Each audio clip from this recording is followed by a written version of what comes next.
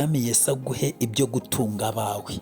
Niba ufite abo ushinzwe kureberera, niba ufite abo utunze, niba ufite abo ufite mu nshingano, narinje kugusengera isengesho rivuga ngo Yesu ahe abantu bose bafite inshingano ubushobozi bwo kubahiriza inshingano bafite. Imana iguha umugisha. Ariko hari n'abafite ubwo bushobozi ariko babura ubwo bwenge, hari n'abafite ubwo bwenge ariko babura inama. Uyu munsi icyuho cyose wari ufite mu izina rya Yesu mu buzima bwawe cyatumaga udatunga abawe, ndategeka mu izina rya Yesu ngo icyo cyuho kizibwe n'ubwenge bw'Imana n'imbaraga z'Imana n'ubushobozi Imana iguha mu izina rya Yesu. Timoteyo wa mbere cyangwa se urwandiko rwa mbere Pawulo yandikiye Timoteyo ibice 5:8 haravuze ngo ariko niba umuntu adatunga abe cyane cyane abo mu rugo rwe, aba yihakanye ibyizerwa kandi ababaye mubi hanyuma yotizera. Mama, subiramo uyu murongo uwushyire mu bitekerezo byawe. Ndabizi warize, ndabizi ufite ubwenge bwinshi kandi wumva neza. Papa, subiramo uyu murongo. Wowe ufite inshingano zo kurera, wowe ufite inshingano z'abureberera, ndakwinginze subiramo uyu murongo. Uyu ni umurongo ujya untera kumirwa nanjye ubwanjye. Yesu aguhe kuwumva. Mwene da, ngo umuntu udatunga be cyane cyane abo mu rugo rwe aba yihakanye ibyizerwa. Reka tubanze dutekereza ku kantu. Nimba uzi ko uri umugabo ukaba warananiwe gutunga umuryango wawe, nagira ngo nkubwire ko wihakanye ibyizerwa. Kuko ibyizerwa bivuga ko umugabo ari umutwe w'urugo, hanyuma urwo rugo cyangwa ari umutwe w'umugore, uwo mugore akaba igihimba. Ariko nagira ngo nkubwire wa mugore we, nawe nimba warananiwe gutunga abo mu rugo rwawe, ubundi twebwe ukuntu Imana yaremye umubiri uri kompure, uruzuye ariko nanone uruzuzanye. Hari inshingano z'umugabo, hari n'inshingano z'umugore. Kandi iyo umutwe urwaye ntabwo igihimba cyitwaza ko umutwe urwaye ngo nacyo nyine gihite kihagarika serivisi, ahubwo amaboko n'amaguru arihuta akajya kugura ibinini, amaboko akaza gushakisha ukuntu yahereza akanwa ibinini cyangwa se n'ubundi buryo. Mbega igihimba nacyo gishaka uko kivuza umutwe. Kandi n'igihimba iyo kirwaye umutwe nturekeraho gutekereza, ahubwo utangira gutekereza icyo wakora ngo igihimba gikire. Umuntu udatunga be, ese gutunga biba bishatse kuvuga iki? Wa mugabo we, kuba watunga abo mu rugo rwawe bishatse kuvuga iki? Ntabwo ari ukubamenyera ibiryo gusa. Reka da, burya na disipurine yabo irakureba, burya n'ubusabane bwabo n'Imana nabwo burakureba. Abana bawe basabana n'Imana gute? Binyuze muri wowe. Umugore wawe asabana na Kristo gute? Binyuze muri wowe. Ese umugore wawe ukurikije ubushobozi ufite, umugore wawe abayeho bingana n'ubushobozi Imana yaguhaye? Ese ubundi ugira umwete wo kurwanirira umuryango wawe kugira ngo ubeho neza? Ese wa mugabo we, wa mugore we, urwana intambara yo kugira ngo umugabo wawe amere neza, abone byose akeneye, abone byose byatumye Imana igutoranya mu magana y'abagore ikagushyingira uwo mugabo? Urwana intambara yo kugira ngo uwo mugabo abone byose akenera nk'uko ari wowe Imana yatoranije, cyangwa utuma yifuza abandi, cyangwa utuma yicuza? Warangiza ngo nuko utanga ibya 10 byinshi, ngo muri ba pasiteri, muri ba poso sinavuga, mufite amaranka ngo mu mirimo y'Imana, ariko mubeshya ari mu mirimo y'idini. Wowe nagira ngo mbwire umugabo wese ko umurimo wa mbere w'Imana, mbere y'uko uba pasiteri, mbere y'uko uba potere, mbere y'uko ubicyura icyo ntazi, wa mugani wamuze hati mbere y'uko ubicyura icyo ntazi. Nagira ngo nkubwire ko inshingano ya mbere, umurimo w'Imana wa mbere ni ukubungabunga umuryango wawe, kuwusigasira no kuwutunga mu buryo buri spirituel no mu buryo bugaragara bw'ibifatika, mu buryo bw'umwuka no mu buryo bw'ibifatika, ni ukuba utunze uwo muryango. Wa mugore we, nawe nuko kugira ngo ube uri gukora umurimo w'Imana. Umurimo w'Imana wa mbere ni ugufata uwo mugabo neza, ukamubyarira abana beza, ukabatoza uburere bwiza, bagakura bubaha Imana. Indangagaciro, amategeko n'amabwiriza yo muri Kristo birakurikizwa. Uwo mwana akabona uburezi, uwo mwana akabona ubuvuzi, uwo mwana ntiyifuza ibyo kurya, uwo mwana ntiyifuza ibyo kunywa. Wowe byananiye, wagerageje bikanga, emera intege nke zawe uyamanikire imbere ya Yesu. Ntukajye wirata ngo ariko uzi kugira ngo ube ukennye ushake no kwigira umuntu w'umunyacyubahiro. Nta mukene wubaho. Ntukajye ushaka icyubahiro ukennye. Yamanikira imbere ya Yesu, umubwire uti rero hari inshingano wari warambaye ariko zarananiye, icyakora mfite ubushake mu mutima, reba ukuntu ngenza. Tujye tubwiza Imana ukuri ndugusanga. Umva mama, bwira Imana, yibwira uti rero Mana, nubwo wari warambwiye ngo nze uyu mugabo mukuyakuye mugandukire nk'uko itorero rigandukira Kristo, ntazagira icyo yifuza, ariko mu by'ukuri byarananiye.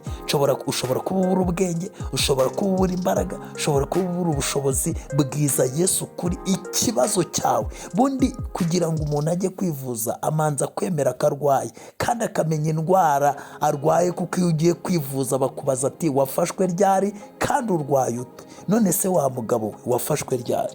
Iyo myitwarire wafashwe ryari? Wa mugore we ubwo buzima, ibyo bintu wafashwe ryari? Ubundi Yesu mbere y'uko akuvura ubanze umubwire igihe wafatiwe, uburyo watangiye gusuzugura umugabo wawe bigeze aho ngaho, uburyo watangiye gufata abana bawe ukabarutisha telefoni, uburyo watangiye gufata abana bawe nk'abo mu gasozi, uburyo watangiye gufata amafaranga ukayarutisha abo mu muryango n'ibyo mu muryango bo byose, uburyo watangiye guca inyuma y'umugabo wawe. Wa mugore we, bwira Yesu wafashwe ryari utangira kubona abandi bagore baruta umugore wawe? Wafashwe ryari utangira kwita ku bana ba rubanda bawe bababaye? Wafashwe ryari utangira kwita ku bantu uvuga ko ubana nabo mu idini cyangwa mu byo wita umurimo w'Imana, kandi mu rugo rwawe harimo ibibazo bingana gutyo, utavugana n'umugore, abana bawe batakwisanzuraho nka papa, harimo ibibazo bingana gutyo? Wafashwe ryari? Bwira Yesu igihe wafatiwe, umubwire uko indwara yaje, umubwire naho ubabara. Yesu yiteguye kugufasha. Abantu bararuha bakaruha imiruho yakavuna. Niba utumvikana n'umugore wawe, nimba utumvikana n'umugabo wawe, nimba utumvikana n'ababyeyi bawe, umva, nagira ngo mubwire ngo fashe ibyo bitabo hasi, ubanze ujye kumvikana nabo, ujye kureba aho bipfira. Ijambo ry'Imana rivuga ngo nujya gutura ituro ryawe ukibuka yuko hari mwene se mufitanye ikibazo, siga ituro ryawe ubanze ugende mu gikemure, ugaruke ubone watura ituro ryawe. Noneho mwa bagabo mwe, mushyire izo Bibiliya hasi, mubanze mujye gukemura ikibazo mufite.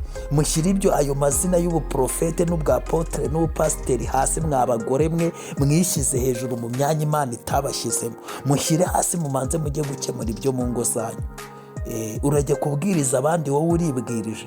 Pawulo yandika yaravuze ngo umwepiskopi agomba kuba ari umuntu w'indakemwa mu mico no mu myifatire, kandi uzi gutunga neza abo mu rugo rwe.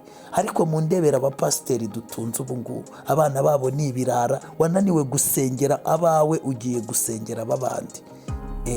Kandi urumva uri fiyeri nta kibazo. Urugo rwawe rurara rushya ariko ugiye gusa n'iz'abandi. Umugore wawe azi iki? Ineza yawe azi? Isengesho ryawe azi? Tekereza ko uri umugabo witwa ngo uri umukozi w'Imana, utatinyuka gufatana n'umugore wawe ngo musenge. Nta teraniro ryo mu rugo uzi, kandi wirwa uyoboye ay'ahandi, ahubwo utawigize intare, wigize icyo ntazi. Uri umugore, nimba utajya usengesha abana bawe, ngo ijambo ry'Imana rivuga ngo yobora abana bawe inzira bagomba gucamo, bazarinda basaza batarayiyoba. Nababwiye ngo iki ni ikiganiro cy'umuryango. Nari ngiye kubwira Kristo rero ku bantu bubahiriza izo nshingano ariko bakaba bafite intege nkeya. Nagira ngo mbabwire ngo Yesu abampera imbaraga zo kugira ngo mushyire mu bikorwa ibyo mushinzwe, kuko ngo utabikora aba yihakanye ibyizerwa, ndetse ababaye mubi hanyuma y'utizera. Nk'abagabo, Yesu aduha akantu.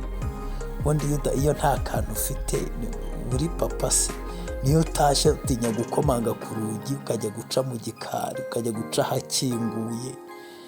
iyo nta kantu utahanye, iyo uzi ko utasize iposho, iyo nta kintu uriho, mwuka byaramwe. Bagabo, reka dusenge Imana irebe ukuntu igira ikiduha, igira ikidupfumbatiza pe. Imana idutabare, tube ba papa ariko byose tubyubahemo Imana, tube ba mama ariko byose tubyubahisha Imana, tube abana ariko twe n'ababyeyi bacu twubaha Imana n'imitima yacu n'ubugingo bwacu. Udatunga be ababaye mubi hanyuma y'utizera. Burya nubwo witwa kusenga, ariko niba umuryango wawe utabasha kuwutunga mu buryo buri spirit, donc mu buryo bw'umwuka no mu buryo bw'umubiri, niba udashobora gutunga umuryango wawe, uri mubi, urutwa n'indaya, urutwa n'igisambo, urutwa n'umujura, kuko si ijambo ry'Imana rivuze uba ubaye mubi hanyuma y'utizera. Utizera ninde se? Satani niwe utizera Imana. Utizera ninde se? Ni umupagani. Utizera ninde se? Ni umunyabyaha, n'utaramenye Yesu, n'uwamumenya kandi uri hanyuma ye. Wowe ngo uri hanyuma ye. Iri ni ijambo ry'Imana bavandimwe. Ni ukuvuga ngo rero simbabwiye ngo mujye kwiba nanone kugira ngo mukunde munezeze Imana, ahubwo mwemere intege nke zanyu, twemere intege nke zacu, tubwire Imana ngo ubundi hari ibintu twakabaye dufite. Hari abandi rero baza bakikubita imbere y'Imana ngo bari gushaka ngo amafaranga. Shawe, reka mbabwire isoko 3 z'amafaranga. Ijambo ry'Imana riravuga isoko ya mbere iri generali abantu bagomba gushakishirizamo, urugo n'amatungo umuntu abihabwa n'ababyeyi, umugore witonda akamuhabwa n'Uwiteka. Iyo ni isoko ya mbere y'ubutunzi. Isoko ya kabiri, gututubikana ko mu maso hawe niko kuzaguhesha umugati. Ayo ni amasoko abiri akomeye Imana yanyujijemo inzira rusange zo kugira ngo umuntu atunganirwe. Niyo mpamvu abantu bavuka mu ngagari batajya basengera inzu. Ibi bintu dusengera bo ntibajya babisengera, kuko urugo, isezerano rya mbere, isoko ya mbere basanze irimo amazi afutse, baravoma baranywa, bazanyweshaho n'abuzukuru babo, bikomeze gutyo.